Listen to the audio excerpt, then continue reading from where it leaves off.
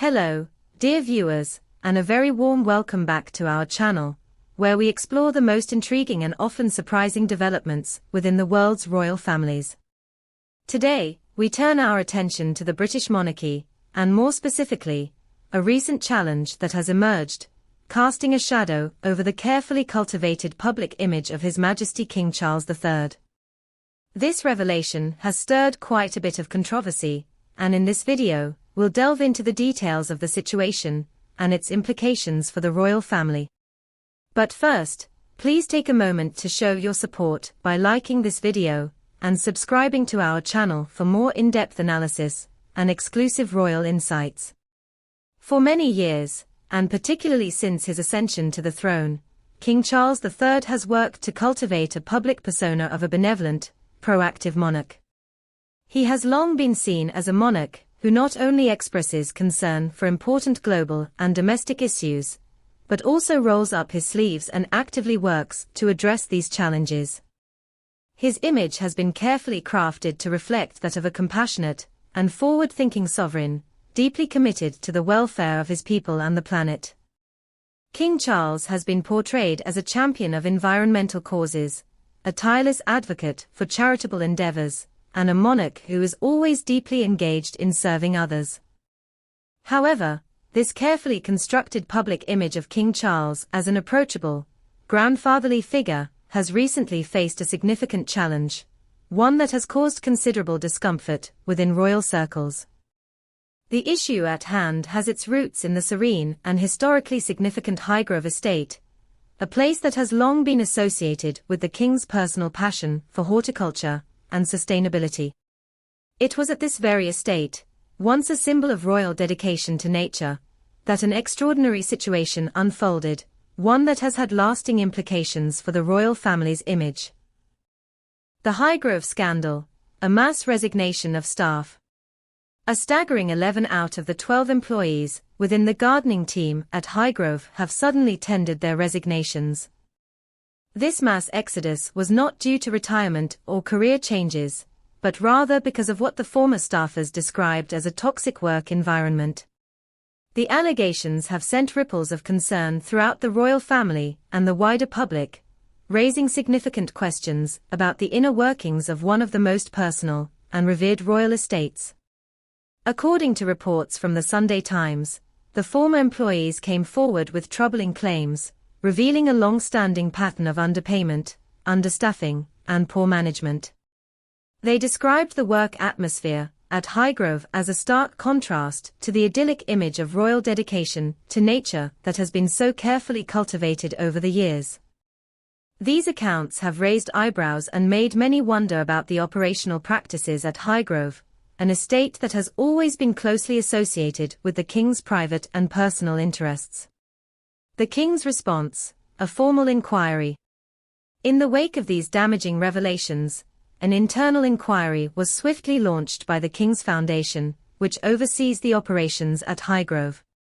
The Foundation's response to the allegations came in the form of a statement released through the Telegraph. The statement sought to directly address and unequivocally refute the claims made by the former staffers. The Foundation's response began by affirming its commitment to staff welfare, stating, "At the King's Foundation, we take staff welfare extremely seriously and strive to be an exemplary employer." This line was meant to reassure the public and the royal family's supporters that the situation at Highgrove was being taken seriously. The Foundation also emphasized that it regularly receives high satisfaction rates in its annual staff surveys, presenting this as evidence of an overall positive work environment. Furthermore, the King's Foundation addressed the issue of employee retention, claiming that their turnover rates were well below the national average. They also stressed that formal grievances were rare, suggesting that the recent mass resignations at Highgrove were an anomaly, not indicative of a broader systemic issue. According to the Foundation, these claims were inconsistent with the overall positive feedback the organization typically receives from its employees. Addressing the pay dispute.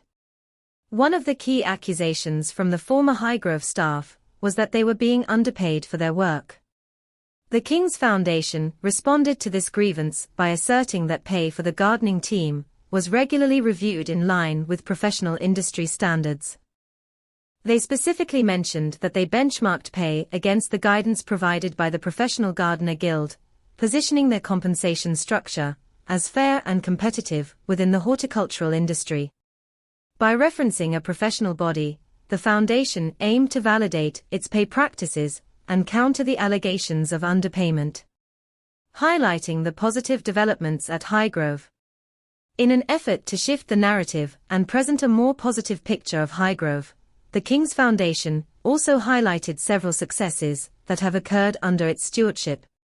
Since the foundation took over the management of Highgrove, they reported a remarkable financial turnaround. The estate's operating profits had more than doubled since 2022, a significant improvement that was attributed to the foundation's effective management and the growing popularity of the estate as a visitor attraction. The foundation also highlighted the creation of a new educational initiative at Highgrove, where traditional heritage skills are being taught to hundreds of students. This aligns closely with King Charles's long-standing commitment to preserving traditional crafts and skills.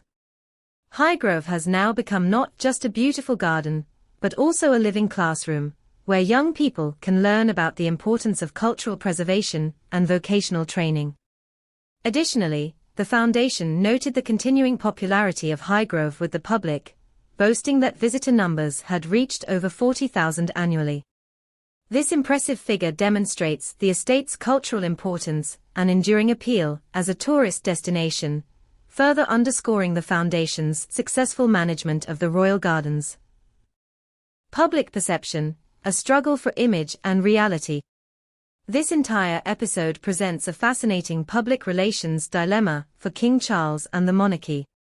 On one hand, there is the king's carefully crafted image as a proactive, benevolent monarch who cares deeply about people, the environment, and global issues.